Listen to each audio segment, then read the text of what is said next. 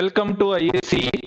Railway నుంచి already మనం RPF notification గురించి లాస్ట్ మంత్ లోనే మనం చూసాము. ఏప్రిల్ 15th నుంచి ఆన్లైన్ అప్లికేషన్ ప్రాసెస్ స్టార్ట్ అవుద్దని. సో డీటెయిల్డ్ నోటిఫికేషన్ అనేది ఈ రోజు రిలీజ్ చేయడం జరిగిందమ్మా. ఆర్పిఎఫ్ లో ఎస్ఐ, కానిస్టేబుల్ ఈ రెండు కేటగిరీస్ కి కూడా కలిపి 4660 సో మనకి డీటెయిల్ నోటిఫికేషన్ ఈ రోజు రిలీజ్ చేయడం జరిగింది. సో ఏప్రిల్ 15th నుంచి మనకి మే 14th వరకు కూడా సో అప్లికేషన్స్ అనేది తీసుకోవడం జరుగుతుంది. అయితే ఈ పోస్టుల గురించి కంప్లీట్ డీటెయిల్స్ అనేది మనం ఈ వీడియోలో చూద్దాము. సో ఇక్కడ చూసుకుంటే ఏజ్ ఎలా ఉంటుంది, క్వాలిఫికేషన్ ఏంటి, నెక్స్ట్ వచ్చేసి సాలరీ ఎలా ఉంటుంది, నెక్స్ట్ సెలక్షన్ ప్రొసీజర్ ఎలా ఉంటుంది, సో ఈవెంట్స్ ఎలా ఉంటాయి, లేదు ఫిజికల్ మెజర్మెంట్ టెస్ట్ ఎలా ఉంటాయి, వీటన్నిటి గురించి కూడా ఈ వీడియోలో మనం చూద్దాము. సో ఇక్కడ చూస్తేనేమో ఫస్ట్ మనకి వేకెన్సీస్ వచ్చేసరికి మనకి 4660 వేకెన్సీస్. సో అయితే ఈ అప్లికేషన్ డేట్ అనేది మనకి రేపటి నుంచి స్టార్ట్ అవుతుంది. సో 14th మేతో ఎండ్ అయిపోతుంది. అంటే రేపు స్టార్ట్ అయ్యి 14th మేతో మనకి ఎండ్ అయిపోతుంది. కాబట్టి సో జాగ్రత్తగా అప్లై చేసేటప్పుడే మనం మన ఎస్ఎస్సి సర్టిఫికేట్స్ కానీ అవన్నీ దగ్గర పెట్టుకొని మనం ఫస్ట్ లోనే అప్లై చేసుకోవడం అనేది బెటర్ అమ్మా. లాస్ట్ మూమెంట్ వరకు ఉండొద్దు ఎవరు కూడా. సో కాబట్టి ఫస్ట్ నుంచే మీరు అప్లై చేయడం స్టార్ట్ చేయండి. సో రేపు స్టార్ట్ అవుతుంది కాబట్టి అప్లికేషన్ ప్రాసెస్ ఒక 2 days వదిలేసి దాన్ని కంటిన్యూ చేయొచ్చమ్మా. Okay right.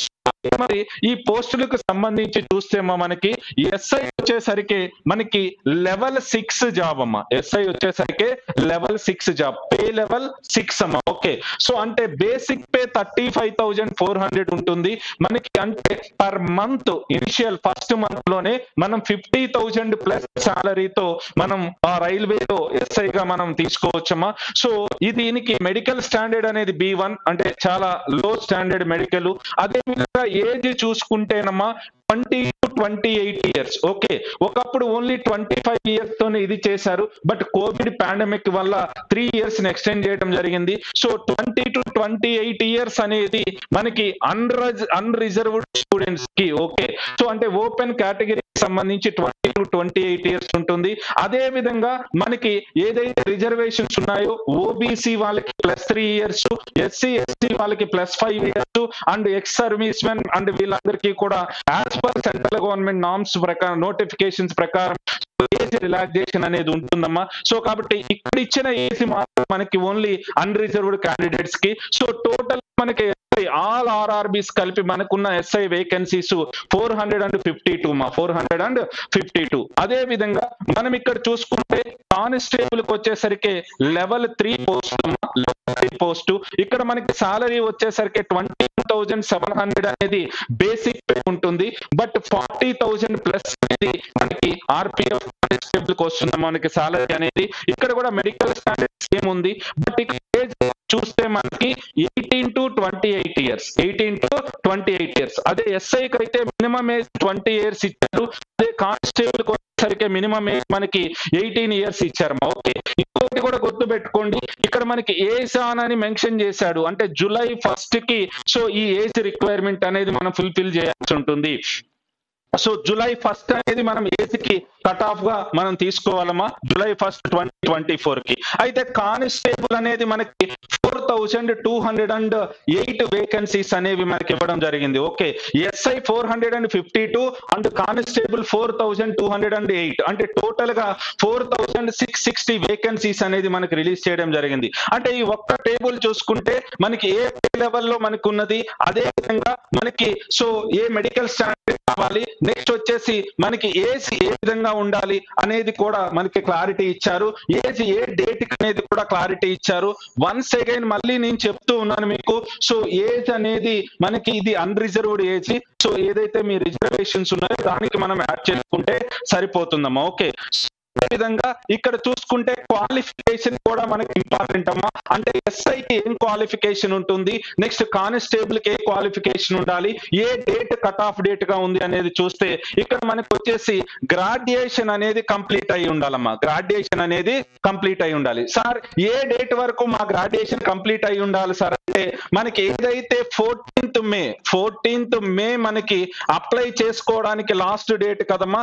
సో ఈ డేట్ కల్లా మీ గ్రాడ్యుయేషన్ అనేది కంప్లీట్ అయ్యి ఉంటే so you are eligible for SI అమ్మా. ఆర్పిఎఫ్ ఎస్ఐ అది అప్లై చేసుకోవడానికి మన ఎలిజిబిలిటీ వస్తుంది. అదే విధంగా మరి కానిస్టేబుల్ కి ఏం కావాలి సార్ అంటే సో 10th అనేది పాస్ అయి ఉండాలి ఆర్ ఈక్వలెంట్, అంటే 10th ఆర్ ఈక్వలెంట్ అనేది సో మీకు కావాల్సి ఉంటుంది. అది కూడా కంపల్సరీ రికగ్నైజ్డ్ బోర్డు నుంచి ఉండాలమ్మా. ఓకే, ఇక్కడ గ్రాడ్యుయేషన్ కూడా మెన్షన్ చేశారు వాళ్ళు, రికగ్నైజ్డ్ యూనివర్సిటీ అనేది. ఓకే, మీరు ఎప్పుడైనా గుర్తుపెట్టుకోండమ్మా, గ్రాడ్యుయేషన్ ఫ్రమ్ రికగ్నైజ్డ్ యూనివర్సిటీ అంటే అది రెగ్యులర్ అయినా డిస్టెన్స్ అయినా నో ఇష్యూ.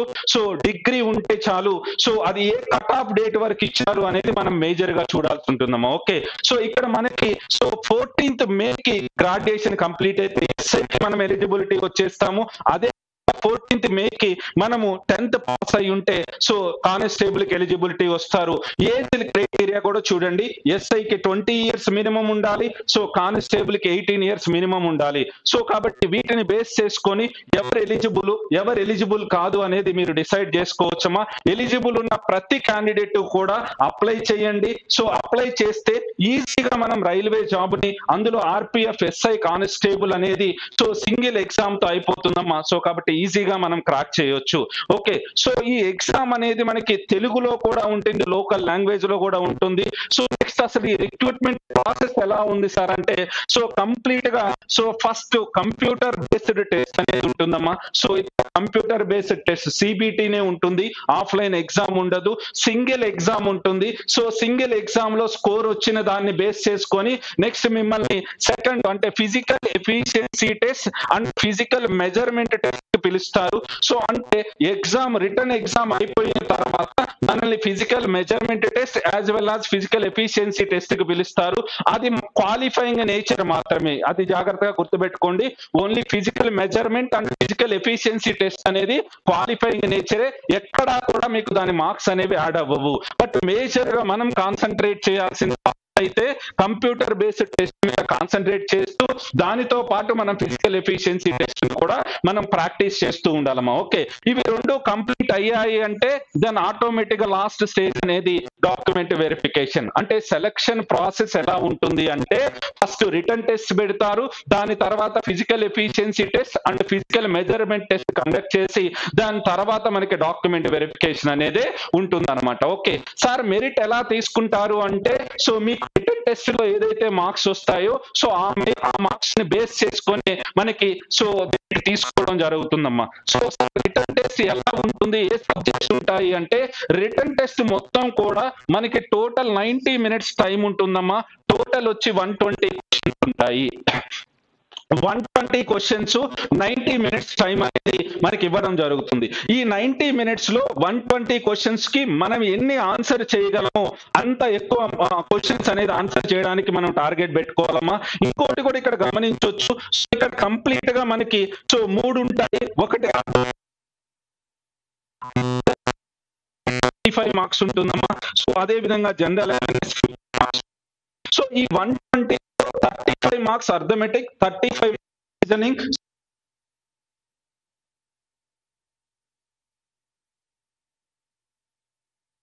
పోతుందా లేదా అంటే టైం 100% సరిపోతుందమ్మా. ఎందుకంటే 50 questions జనరల్ అవేర్నెస్ ఉన్నాయి కాబట్టి అరౌండ్ 20-25 minutes లో కానీ మనం జనరల్ అవేర్నెస్ ని కంప్లీట్ చేసుకోగలిగితే మనకి యాప్టిట్యూడ్ రీజనింగ్ కి ఆ టైం అనేది యూజ్ అవుతుంది. సో కాబట్టి మనకి టైం రైల్వేలో టైం అనేది హ్యాపీగా ఎగ్జామ్స్ లో సరిపోతుందండి. బట్ మనం కాన్సన్ట్రేట్ చేయాల్సింది general awareness or general science questions ని ఫాస్ట్ గా ఆన్సర్ చేసి సో అక్కడ మిగిలిన టైం ని మనం అర్థమెటిక్ అండ్ రీజనింగ్ మీద యూజ్ చేస్తే దెన్ మనం హ్యాపీగా సెటిల్ అవ్వచ్చమ్మా. ఓకే, సో అండ్ ఇక్కడ మనం రైల్వే ఎగ్జామ్స్ లో మీరు మేజర్ గా గుర్తు పెట్టుకోవాల్సింది, సో ఇక్కడ 1/3 నెగటివ్ మార్క్స్ అనేది ఉంది కదా, సో నెగటివ్ మార్క్స్ అనేది జాగ్రత్తగా గుర్తు పెట్టుకోండమ్మా. యాక్యురసీ మెయింటైన్ చేయండి, అంటే మీకు ఎంత వరకు తెలుసో అంతగాని మీరు మంచిగా కరెక్ట్ అనేవి మీరు చేశారంటే మంచి యాక్యురసీ మెయింటైన్ చేస్తే చాలు, సో హ్యాపీగా మీరు సెటిల్ అవ్వచ్చు. ఓకే, సో మనకి ఇక్కడ సిలబస్ అనేది చాలా సింపుల్ గా ఉంటుంది. Arithmetic, reasoning, general awareness. ఇక్కడ మరి కొత్తగా మనం ప్రిపేర్ అయ్యేది ఉందా అంటే, ఇప్పుడు ఏదైతే ఎగ్జామ్స్ కి మనం ప్రిపేర్ అవుతూ ఉంటామో కాంపిటేటివ్ ఎగ్జామ్స్ కి, ఆ కామన్ సబ్జెక్ట్స్ మీకు ఇక్కడ ఇవ్వడం జరిగింది. ఓకే, ఎస్ఐ కి కానిస్టేబుల్ కి ఎగ్జామ్ ప్యాటర్న్ అనేది ఒకే విధంగా ఉంటుందమ్మా, సిలబస్ కూడా ఒకే విధంగా ఉంటుంది. బట్ ఎగ్జామ్ ప్యాటర్న్, ఎగ్జామ్ లెవెల్లో వచ్చేసరికి ఎస్ఐ వచ్చేసరికి గ్రాడ్యుయేట్ లెవెల్ ఎగ్జామ్ కాబట్టి కొంచెం లెవెల్ క్వశ్చన్స్ అడుగుతాడు.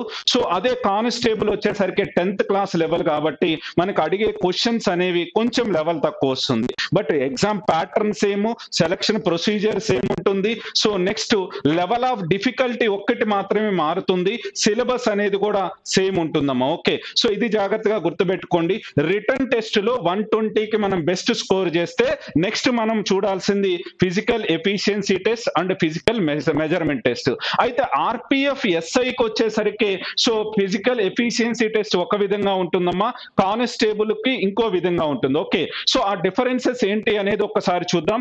ఆర్పిఎఫ్ ఎస్ఐకి వచ్చేసరికి మనకి ఇక్కడ మేల్ క్యాండిడేట్స్ కి వచ్చేసరికి 1600 మీటర్స్ రన్నింగ్ అనేది ఉంటుంది. సో ఈ 1600 మీటర్స్ రన్నింగ్ ని మనం 6 minutes 30 seconds లో కంప్లీట్ చేయాలి. అదే మనకి గర్ల్స్ కి వచ్చేసరికి, ఉమెన్స్ కి వచ్చేసరికి, ఫీమేల్స్ కి వచ్చేసరికి మనకి 4 minutes ఉంటుందమ్మా. 4 minutes లో 800 మీటర్స్ కంప్లీట్ చేయాలి. అదే విధంగా మేల్ క్యాండిడేట్స్ లాంగ్ జంప్ వచ్చి 12 feet అనేది సో లాంగ్ జంప్ ఉంటుంది. అదే ఫీమేల్ క్యాండిడేట్స్ కి అయితే 9 feet ఉంటుంది. సో అదే విధంగా హై జంప్ వచ్చేసరికి 3 feet 9 inch వచ్చి మేల్ క్యాండిడేట్ కి, సో అదే విధంగా 3 feet వచ్చేసి ఫీమేల్ క్యాండిడేట్స్ కి ఉంటుంది. సో ఈ ఫిజికల్ ఎఫిషియన్సీ టెస్ట్ అనేది మీరు జాగ్రత్తగా ఎస్ఐకి గమనించండి. సో ఒక్కసారి ఫిజికల్ ఎఫిషియన్సీ టెస్ట్ అయిపోయింది అంటే దెన్ నెక్స్ట్ డీవీకే ఉంటుందమ్మా. ఓకే, సో ఫిజికల్ మెజర్మెంట్ అనేది, సో దీనికి మనం ఏం చేస్తాం, మెజర్మెంట్స్ తీసుకుంటారు. సో ఆ మెజర్మెంట్స్ అనేది మీరు అప్లై చేసుకునేటప్పుడే ఒకసారి ఈ టేబుల్ ని చూసి మీరు ఎలిజిబులా కాదా అనేది ఒకసారి తీసుకొని డిసైడ్ అవ్వండి. ఓకే, సో ఇక్కడ మనకి చూసేసరికి unreserved, EWS and OBC candidates అయితే మేల్ వచ్చి 165 సెంటీమీటర్స్, ఫీమేల్ 157 ఉండాలమ్మా. సో చెస్ట్ ఎక్స్పాన్షన్ అనేది ఇక్కడ క్లియర్ గా మెన్షన్ చేశారు, ఓన్లీ మేల్ క్యాండిడేట్స్ కే ఉంటుంది. సో అన్ఎక్స్పాండెడ్ వచ్చి 80 సెంటీమీటర్స్ ఉండాలి, ఎక్స్పాండెడ్ వచ్చి 85 ఉండాలి. సో నేను చెప్పింది ఫస్ట్ రో అనేది unreserved candidates, EWS and OBC candidates అమ్మా, OBC candidates. Okay, so next ఎవరైతే ఎస్సీ ఎస్టీ ఉంటారో సో ఆ క్యాండిడేట్స్ కి 160 సెంటీమీటర్స్ అనేది మనకి హైట్ ఉండాలి మేల్ కి, ఫీమేల్ కి అయితే 152 ఉండాలి. సో చెస్ట్ అనేది మనకి మేల్ కి 76.2 ఎక్స్పాండెడ్ అండ్ 81.2 అనేది ఎక్స్పాండెడ్ ఉండాలి. అది కాకుండా నెక్స్ట్ గూర్ఖాస్ అండ్ మార్తాస్ అనేది ఇవి స్పెషల్ కేటగిరీ వాళ్ళు ఉన్నారమ్మా. సో వీళ్ళకి డిఫరెంట్ గా ఉంది. బట్ మనం మేజర్ గా చూసుకోవాల్సింది ఇది, అంటే మీరు ఫస్ట్ నేను ఎలిజిబులా కాదా దీనికంటే ఫస్ట్ మీరు ఈ టేబుల్లో ఫిజికల్ మెజర్మెంట్ అనేది ఒకసారి చెక్ చేసుకోవాలి. అంటే వాళ్ళు ఇచ్చిన హైట్ ఉందా లేదా, మనం ఉన్నామా లేదా, అదే విధంగా చెస్ట్ ఎక్స్పాన్షన్ అనేది మేల్ కి సో ఇచ్చిన విధంగా ఉందా లేదా, మీ కేటగిరీ అనేది చెక్ చేసుకోండి. ఓకే, ఎందుకు అంటే మీరు ఎలిజిబుల్ ఉంటేనే అప్లై చేయండి, లేదు అంటే అనవసరంగా మళ్ళీ పిఎంటీ అప్పుడు మళ్ళీ రిజెక్ట్ అయితే ఇబ్బంది పడతారనమాట. ఓకే, సో ఇలా మనకి ఫిజికల్ మెజర్మెంట్ టెస్ట్ అనేది మనకి ఎస్ఐకి అడిగారమ్మా. Okay, so physical efficiency test and physical measurement test ఎస్ఐకి ఈ విధంగా ఉంటుంది. ఓకే, సో అదే విధంగా మనం కానిస్టేబుల్ కి చూస్తే ఇక్కడ 1600 మీటర్స్ అనేది, సో ఇక్కడ టైం తగ్గింది చూడండి, 5 minutes 45 seconds అమ్మా. సో ఇది మేల్ క్యాండిడేట్స్ కి. ఫీమేల్ కి వచ్చేసరికి 800 వచ్చి మనకి 3 minutes 40 seconds ఉంది. అదే విధంగా లాంగ్ జంప్ 14 feet ఉంది మేల్ కి, 9 feet ఫీమేల్ కమ్మా. సో హై జంప్ వచ్చి 4 feet సో మేల్ కి, 3 feet వచ్చి ఫీమేల్ కి ఉంది. ఇది ఫిజికల్ ఎఫిషియన్సీ టెస్ట్. సో అదే విధంగా సో ఇక్కడ వచ్చేసరికి మెజర్మెంట్ వచ్చేసరికి ఆల్మోస్ట్ రెండు కూడా ఒకే విధంగా ఉన్నాయమ్మా. Okay, so physical measurement test అనేది. ఓకే, సో కాబట్టి physical efficiency test, physical measurement test అయిపోయిన తర్వాత నెక్స్ట్ మనల్ని డాక్యుమెంట్ వెరిఫికేషన్ అనేది పిలుస్తారు. అయితే ఇక్కడ ఎక్స్ సర్వీస్ మెన్ ఎవరైనా అప్లై చేసుకుంటే ఎక్స్ సర్వీస్ మెన్ కి ఫిజికల్ ఎఫిషియన్సీ టెస్ట్ ఉండదు, వాళ్ళకి ఫిజికల్ ఎఫిషియన్సీ టెస్ట్ అనేది సో కండక్ట్ చేయరమ్మా. సో కాబట్టి వాళ్ళు రిటర్న్ టెస్ట్ రాసుకుంటే సరిపోతుంది. సో ఇలా మనకి return test, physical efficiency, physical measurement test అయిపోయింది అంటే దెన్ ఆటోమేటిక్ గా సో నెక్స్ట్ ఫైనల్ లిస్ట్ అనేది మనకి డాక్యుమెంట్ వెరిఫికేషన్ కి 1:10 రేషియోలో పిలవటం జరుగుతుంది. సో అంటే మనకి ఎన్ని వేకెన్సీస్ ఉన్నాయో సో అన్ని వేకెన్సీస్ ఇస్టు 10 వాళ్ళకి 10 మల్టిపుల్స్ లో పిలవటం అనేది మనకి జరుగుతుంది. So then document verification medical B1 ఉంటే సరిపోతుంది. So B1 level. So then automatic గా సో మెరిట్ లిస్ట్ అనేది మనకి ఇవ్వడం జరుగుతుందమ్మా. Okay, so this is the selection procedure అమ్మా. సో అంటే ఇక్కడ మీరు చూడండి ఆర్పిఎఫ్ ఎస్ఐ కానిస్టేబుల్ అనేది selection procedure comparatively state SI constable తో చూస్తే చాలా ఈజీ అండి. అక్కడ ప్రిలిమ్స్ ఉంటుంది, ఈవెంట్స్ ఉంటాయి, మెయిన్స్ ఉంటుంది. ఇక్కడ ఓన్లీ ఒకటే సో రిటర్న్ టెస్ట్ ఉంటుంది, నెక్స్ట్ ఈవెంట్స్ అనేది జస్ట్ క్వాలిఫైయింగ్ నేచరే. సో కాబట్టి మీరు ఇవి జాగ్రత్తగా గమనించి మనకు తెలిసిన సబ్జెక్ట్స్ ఉన్నాయి కాబట్టి సో ఇప్పటి నుంచి మీరు ప్రిపేర్ అయితే మనకి అప్లై చేసుకోవడానికి 1 మంత్ ఇచ్చాడు. సో ఎగ్జామ్ వచ్చి మినిమం మనకి 4 to 5 months టైం అనేది ఇస్తారు కాబట్టి ఆన్లైన్ ఎగ్జామ్ కాబట్టి ఇప్పటి నుంచి మీరు కానీ ప్రాక్టీస్ చేస్తే 100% ఈజీగా మీరు రైల్వేలో ఎస్ఐగా కానిస్టేబుల్ గా కూడా సెటిల్ అవ్వచ్చు. ఓకే, సో ఆల్రెడీ రైల్వేకి సంబంధించి సపరేట్ ఎక్స్క్లూజివ్ రైల్వే బ్యాచెస్ అనేవి మన ఐఏసీ 8 బ్రాంచెస్ లో కూడా కండక్ట్ చేయడం జరుగుతుంది. సో రేపటి నుంచి న్యూ బ్యాచెస్ అనేవి స్టార్ట్ అవుతున్నాయి. సో కాబట్టి ప్రతి ఒక్కళ్ళు కూడా ఎవరైతే రైల్వే జాబే లక్ష్యంగా ఎవరైతే పెట్టుకున్నారో వాళ్ళందరూ కూడా సో ఐఏసీ 8 బ్రాంచెస్ లో ఒక్కసారి మీరు మీట్ అయ్యి సో ఆ న్యూ బ్యాచెస్ లో మీరు ఒక్కసారి క్లాసెస్ విని దెన్ మీరు డెసిషన్ తీసుకోవచ్చమ్మా. సో కంప్లీట్ గా మీకు రైల్వే ఎక్స్క్లూజివ్ మెటీరియల్ ఉంటుంది, గ్రాండ్ టెస్టులు ఉంటాయి, అదే విధంగా ఆన్లైన్ ఎగ్జామ్స్ అనేవి ఉంటాయి, next explanations. So different facilities తో 2014 నుంచి రైల్వేలో సో రైల్వే ఉద్యోగమే లక్ష్యంగా ఎవరైతే ఉన్నారో వాళ్ళందరి కోసం ఎప్పటికప్పుడు అప్డేటెడ్ డేటాతో మన ఐఏసీ స్టూడెంట్స్ సక్సెస్ కోసం తోడ్పడుతూ ఉందమ్మా. సో కాబట్టి ప్రతిదీ కూడా మీకు ఎప్పుడు స్టెప్ టు స్టెప్ మేము ఇన్ఫర్మేషన్ ఇస్తూ ఉంటాము. సో కాబట్టి జాగ్రత్తగా మీరు ఐఏసీని ఫాలో అవ్వండి. సో మీకు ఎటువంటి డౌట్స్ ఉన్నా మా టీం చెప్తుంది. సో కాబట్టి ఐఏసీని ఫాలో అయ్యి ఇక్కడ ఇచ్చే ఫెసిలిటీస్ ని మీరు యూటిలైజ్ చేసుకున్నారు అంటే మీరు జాబ్ ఈజీగా రైల్వే జాబ్ అనేది క్రాక్ చేయొచ్చమ్మా. ఓకే, సో మీరు జాబ్ కొట్టేంత వరకు ఐఏసీ మీకు తోడుగా ఉంటుందమ్మా. సో ప్రతి అడుగులో కూడా మీకు ఐఏసీ తోడుగా ఉంటుంది. సో కాబట్టి మీరు డెసిషన్ తొందరగా తీసుకోండి, అదే విధంగా అప్లై చేసేటప్పుడు తప్పులు చేయకండి. సో జాగ్రత్తగా అప్లై చేయండి. సో మీకు ఏవైనా డౌట్స్ ఉంటే సో మా బ్రాంచెస్ కి వచ్చి కాంటాక్ట్ అయితే 100% మా టీం క్లారిఫై చేస్తుందమ్మా. సో కాబట్టి టైం మీరు వేస్ట్ చేసుకోకండి. సో చాలా అంటే తక్కువ టైంలోనే మనం మంచి జాబ్స్ కొట్టడానికి మంచి ఆపర్చునిటీ రైల్వే క్యాలెండర్ ఇస్తుంది కాబట్టి సో ప్రతి ఒక్కళ్ళు కూడా ప్రిపరేషన్ ని స్పీడప్ చేయండి, ప్రిపరేషన్ స్టార్ట్ చేయండి. మీరు సిన్సియర్ గా కానీ ప్రిపరేషన్ స్టార్ట్ చేస్తే 100% సో జాబ్ కొట్టొచ్చమ్మా. ఓకే, సో కాబట్టి ఆల్ ది బెస్ట్ అమ్మా. Thank you. జై హింద్.